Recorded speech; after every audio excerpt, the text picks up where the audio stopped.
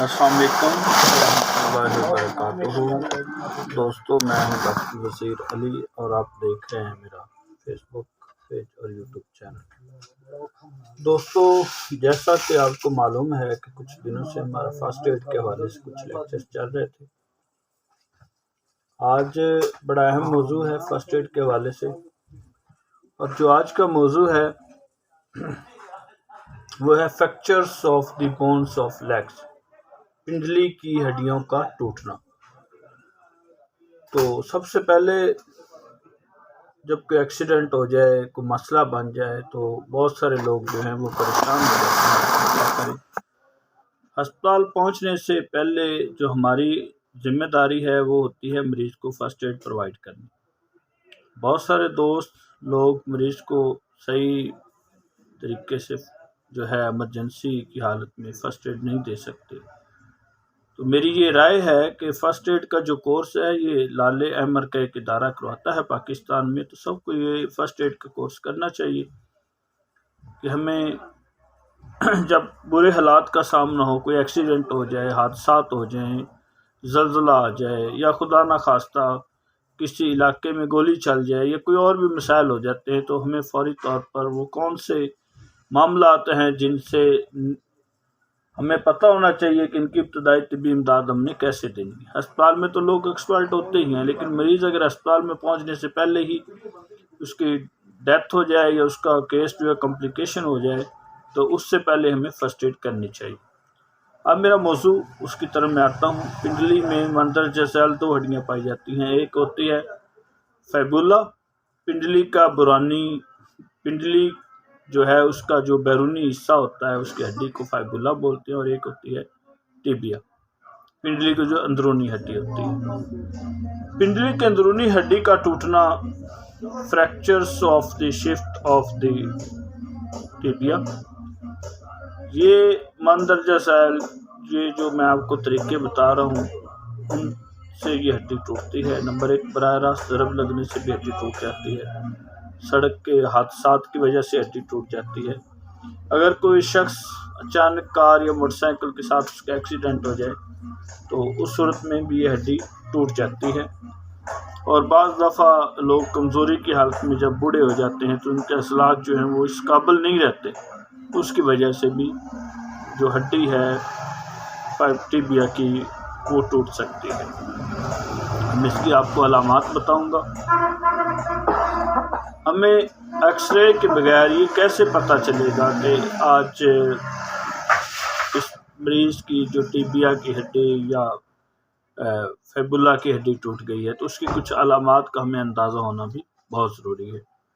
Number एक, तो उसमें मरीज़ को शदीद दर्द होती है। नंबर दो, टूटी हुई जगह पर वर्म आ जाता है, सोजन आ जाती है, टांग को हरकत देना बहुत मुश्किल हो जाता है। और अगर एक हड्डी टूट जाए तो टांग दूसरी टांग से कदरे थोड़ी सी छोटी महसूस होती है, और अगर दोनों हड्डियां टूट जाएं तो एब्सोल्युटली जो जिस टांग की दोनों हड्डियां टूटी हैं वो दूसरी से ज़रा मुख्तलिफ और छोटी नज़र आएगी। इसके अलावा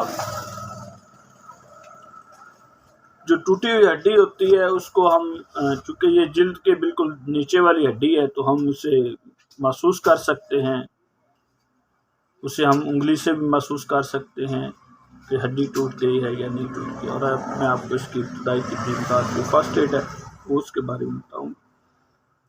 सबसे पहले तो पाँव को खींचकर, थोड़ा सा पाँव को खींचें और उसको बड़े आराम से उस पर लकड़ी, पैमाना या कोई और चीज़ रखकर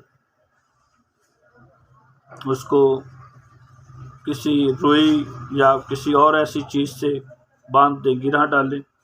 दोनों टुकन और घुटनों के दरमियान कपड़ा या गद्दी रख दें। उसके अलावा मरीज़ को दर्द कम करने के लिए कोई मुनासिब दवाई दें। अगर मरीज़ शॉक में जा रहा है तो उसे ऑक्सीजन प्रोवाइड करें। रान